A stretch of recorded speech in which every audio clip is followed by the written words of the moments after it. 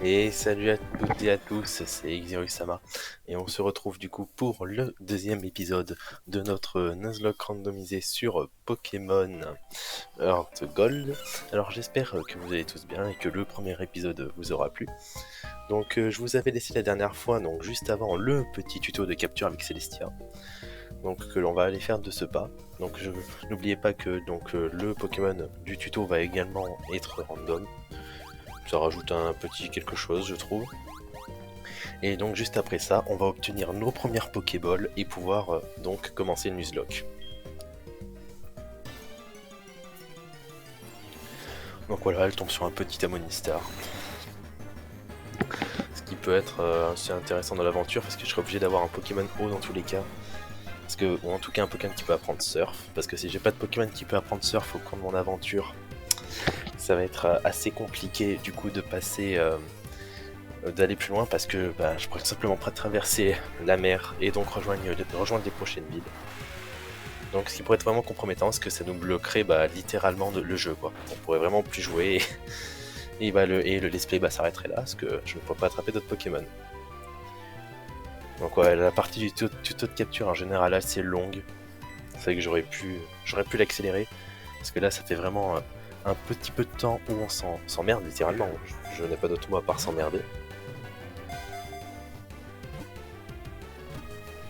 Voilà, donc elle est contente, hein, elle a attrapé son petit Amonistar qu'elle ne va jamais utiliser parce que elle ne fera pas de combat, évidemment. On ne s'y attendait point. Et voilà, donc évidemment, hein, vous ne saviez pas comment faire, personne n'a joué à Pokémon ici, c'est pas genre comme si c'était une des séries les plus connues du monde entier qui a plein de produits dérivés, surtout avec les cartes et les jeux vidéo, donc ça servait vraiment de fou. Et voilà, et on tombe donc directement sur notre premier Pokémon de zone. Donc voilà, Papillusion. Alors, Papillusion.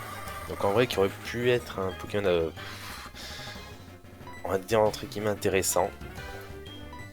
Sauf que je ne l'ai pas attaqué par peur évidemment de le tuer, du coup j'ai essayé directement de lancer des Pokéballs. Bon, on a eu un espoir. J'ai eu un espoir qui rentre du premier coup, ça aurait été bien quand même. Sauf que voilà, ce qui me fait peur, c'est que j'ai vraiment peur de le tuer. Du coup, ce que je vais faire, je vais juste utiliser Trancherbe. Parce que Papillusion, c'est pas vraiment un Pokémon super fort. Voilà, comme vous voyez, avec les Trancherbes, ça lui fait quelques petits dégâts. Donc, il faut toujours essayer de faire quelques dégâts pour augmenter notre taux de capture. Ce qui va être très important également pour économiser nos petites Pokéballs. Et ça, franchement, c'est également très important d'essayer d'économiser un maximum nos Pokéballs, sinon on va vraiment avoir des problèmes. Voilà, donc je vais essayer une Pokémon appelée de Trancherbe parce que j'ai vraiment, mais vraiment peur que ça le tue. Et il veut pas rentrer. Donc voilà, donc ça commence mal. Sachant que au début on ne donne que 5 Pokéballs. Donc le petit problème, c'est que j'en ai pas un stock limité, j'ai vraiment peur de le tuer si je refais un Trancherbe, mais voilà, le Papillusion, il n'y a pas l'air de bien vouloir rentrer. Bon, point positif par contre, il nous fait aucun dégât en faisant des chocs mentales, ce qui est logique vu que le type Psy ne fait du coup aucun dégât au type spectre, au type ténèbres, pardon. Et comme vous voyez là, on aura passé pas mal de temps à essayer d'avoir juste un petit Papillusion. Donc j'ai essayé quand même de le faire. Et voilà, comme vous voyez, ça a décidé de le tuer. Donc notre premier Pokémon de zone est KO. Donc ça c'est vraiment génial. On a à peine commencé, on a déjà un Pokémon de zone en moins. Donc c'est assez embêtant. Bon après on croisera d'autres Pokémon. Peut-être Ursa, qui aurait été en théorie plus facile à attraper. Mais bon, pour le faire évoluer ça aurait mis un peu plus de temps, donc ça aurait été assez compliqué également. Voilà. Donc en plus de ça, il ne reste qu'une Pokéball, donc pour les zones suivantes, ça va être assez compliqué. C'est pour ça que quand j'arriverai à la prochaine ville, donc là où il y a le petit papy qui nous avait donné donc les chaussures de course, je vais faire en sorte du coup d'acheter des Pokéballs.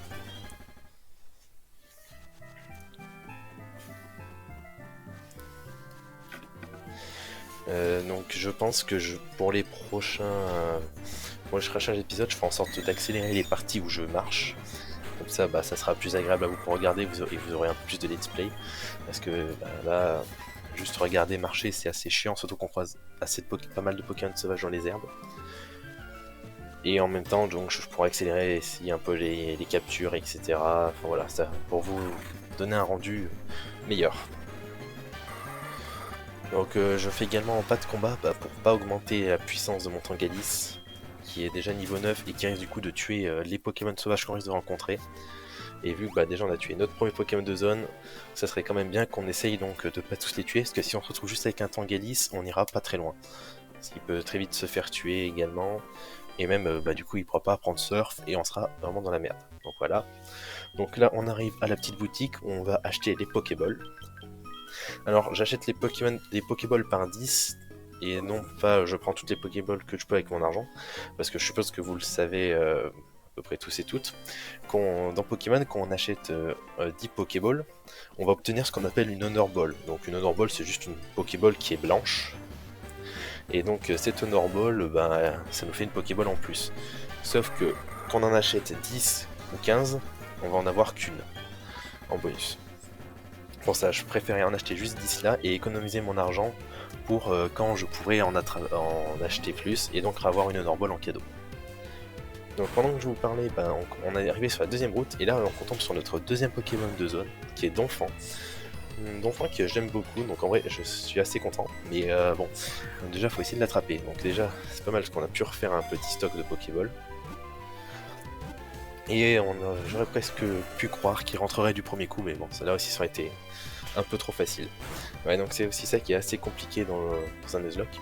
Au début les Pokémon sont assez durs à attraper, parce que c'est des Pokémon évolués, donc bon, vous pouvez utiliser toutes vos Pokéballs et ne jamais, mais jamais en avoir un, donc c'est vraiment assez embêtant. Mais bon, on persiste un peu sur le Donphan. Comme vous voyez, là, il n'a pas vraiment très envie de rentrer.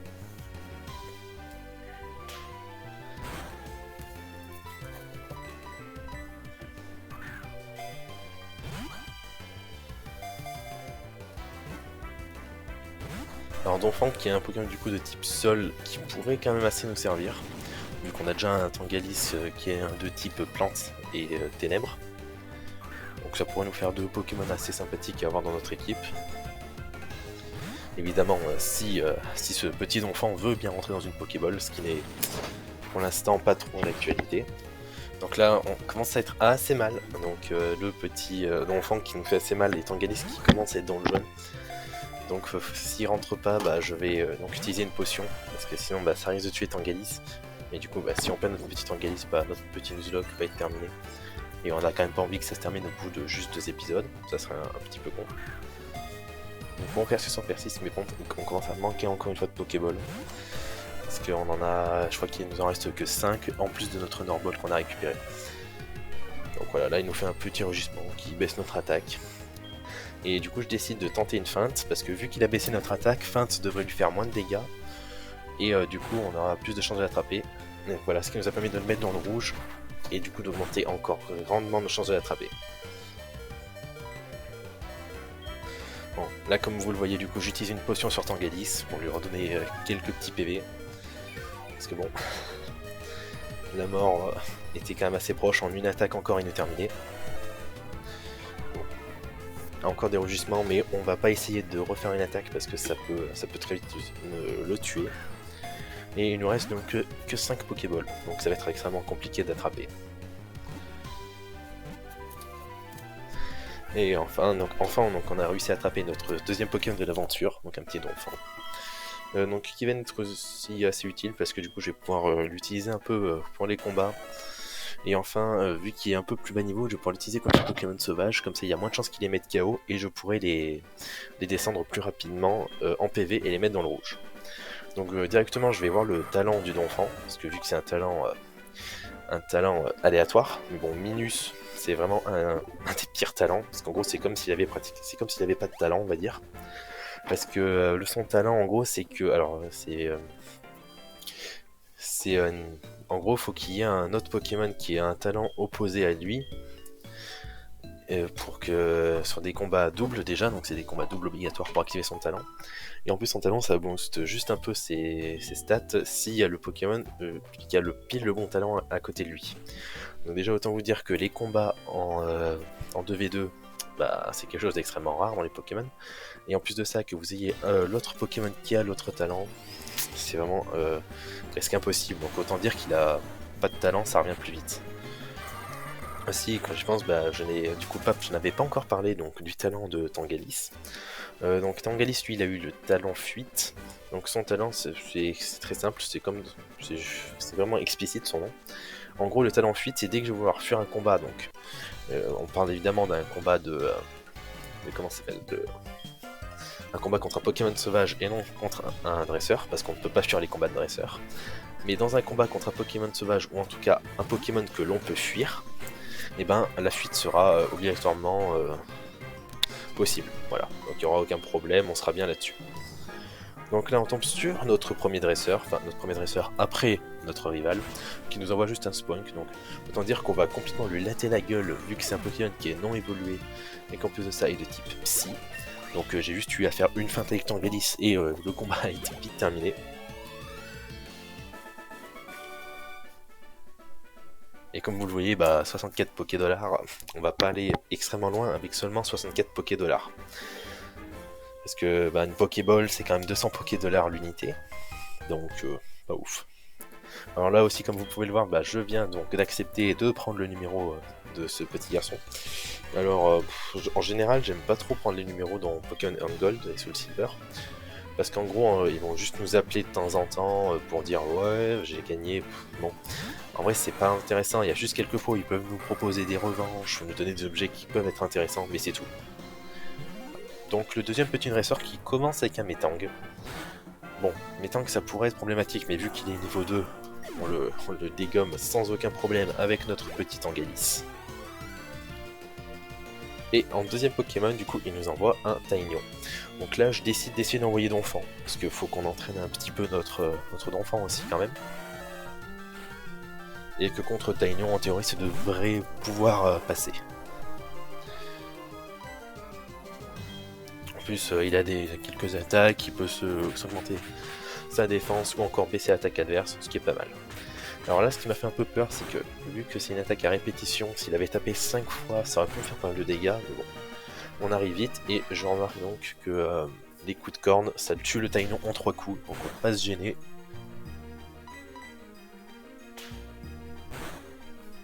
Et voilà, deuxième dresseur de battu, tranquillement.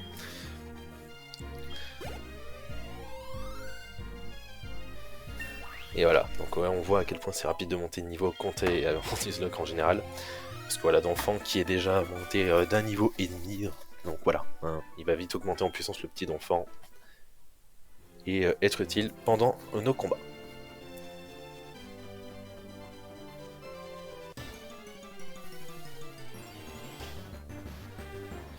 Voilà, Maganon qui aurait pu franchement être un bon Pokémon aussi à avoir. Bon, le problème reste toujours le même, c'est de réussir à l'attraper. Voilà. Maganon, je pense, c'est encore plus dur à attraper qu'un Donphan. Et vu comme on a galéré pour Donphan, c'est assez compliqué, moi je dis quand même. Là, on tombe sur le petit scout. Les scouts que je trouve aussi qui peuvent être assez chiants parce que vu qu'ils ont plein de petits Pokémon et que bah, vu que les Pokémon sont générés aléatoirement, il peut te sortir mais des Pokémon d'une puissance incommensurable et du coup te latter le cul, mais littéralement. Bon, là c'est moi qui lui latte. Bon, c'est peut-être pas très légal vu que cet enfant doit avoir, allez, 6-7 ans. Mais bon, hein, on peut pas tout savoir les gars. Évidemment, on renvoie toujours notre petit Donphan pour l'entraîner. Et oui, parce que, bon, on peut.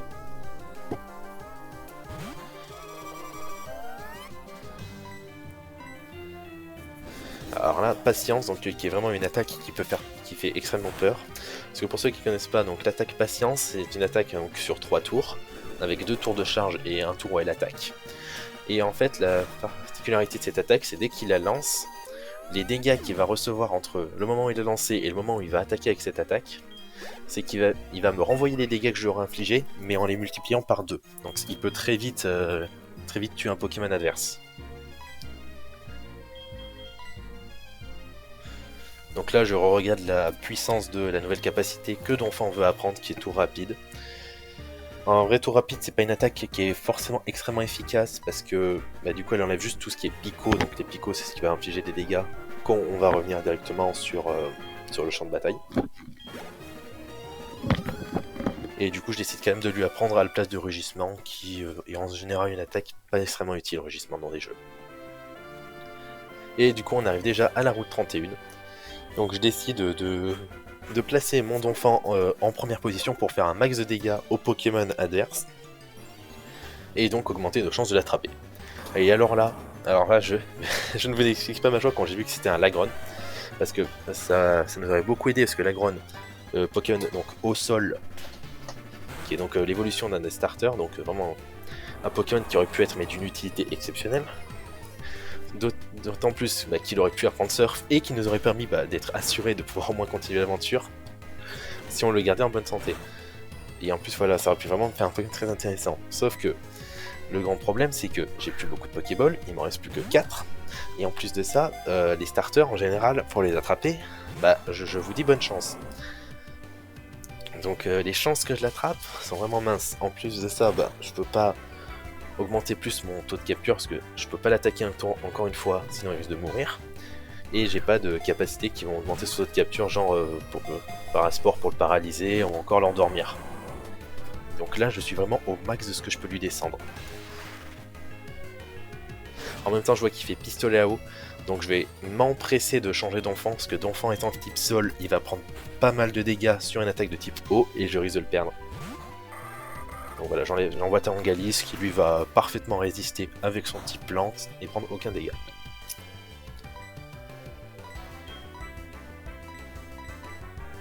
Voilà, avant-dernière Pokéball.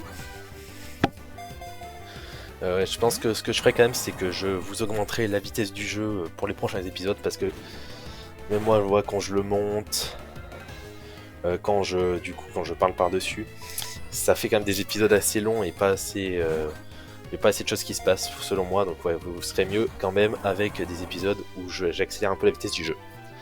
Bon, vous l'avez, du coup, on n'a pas réussi à l'avoir Slagron, on a plus de Pokéball. Du coup, je vais être obligé de le tuer malheureusement. Alors c'est vraiment dommage parce que c'est un Pokémon qui aurait pu être extrêmement intéressant pour l'équipe et qui aurait vraiment pu venir avec nous jusqu'à la ligue. Mais bon. Donc voilà, déjà on peut dire que le quota est pas fou parce que sur 3 Pokémon de zone, on en a attrapé un. Voilà. Et les 2 autres, un qu'on a tué parce qu'on pensait qu'il allait résister à une attaque et l'autre qu'on a dû tuer parce qu'on avait plus de Pokéball.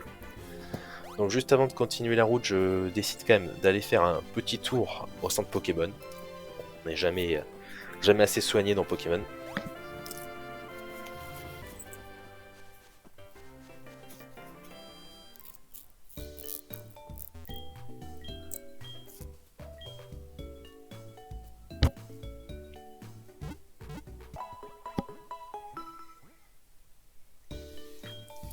En vrai, quand on y pense, l'infirmière Joël, du coup, elle est un peu séquestrée parce que quand on y regarde vraiment, elle est dans un endroit clos, il n'y a pas de barrière pour sortir. Du coup, est-ce que vous pensez qu'on séquestre un peu les infirmières Joël? Sachant qu'en plus, les infirmières Joël, il y en a plein. C'est un peu un élevage. Peut-être qu'un jour, il y aura un petit festival. Éduque ton infirmière Joël. C'est horrible ce que je dis quand même. Ah bon, ne prêtons pas attention. Bon, là par contre, ce qui est chiant, du coup, on va devoir repasser par les herbes et rencontrer des Pokémon sauvages. Donc, ce qui va vraiment nous prendre du temps. Il faut vraiment que j'augmente la vitesse d'émulation pour le prochain épisode parce que là, ça va vraiment être chiant à la longue. On remonte, on remonte. Retourne.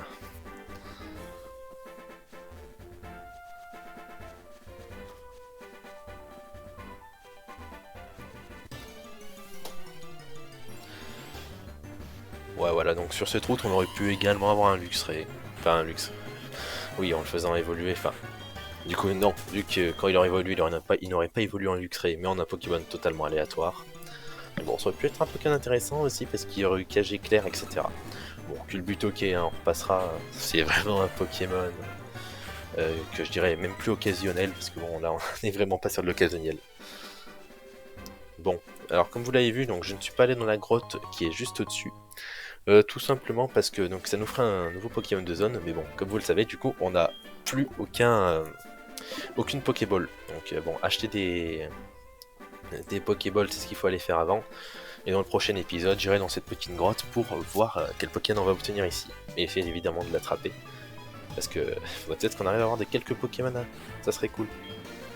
Donc voilà, on a sur le type de dresseur que je vous disais qui peut être vite dangereux. Je viens juste de remarquer que Magmar là, ça lui fait les yeux blancs, on dirait qu'il est mort. On a empaillé Magmar également.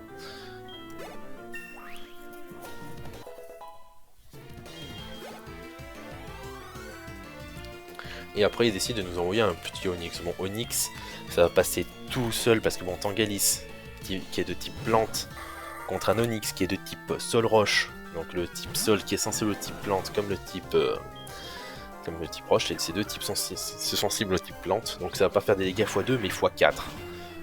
Donc autant vous dire que là s'il résistait, je me disais vraiment que c'était l'Onix divin, ou alors c'est qu'il avait la faculté fermeté, donc qui permet de résister avec un point de PV, avec un PV pour une attaque qui aurait mis KO directement le Pokémon. Mais bon, vu qu'on est en aléatoire, c'est vraiment presque impossible qu'il ait cette capacité là.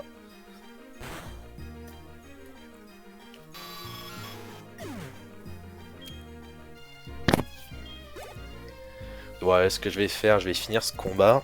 Après j'irai donc dans la ville et je pense que je vous laisserai là.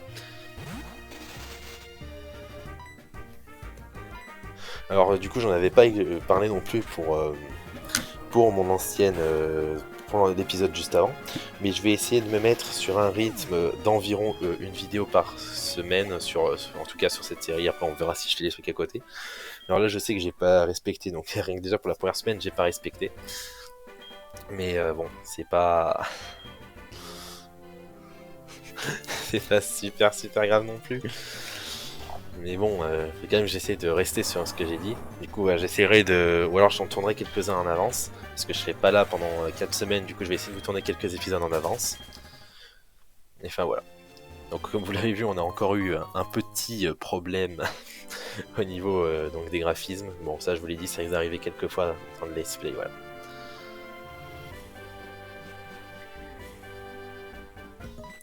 Donc là, on a là ces petites Célestia donc, qui nous interrompent juste avant l'entrée de la ville.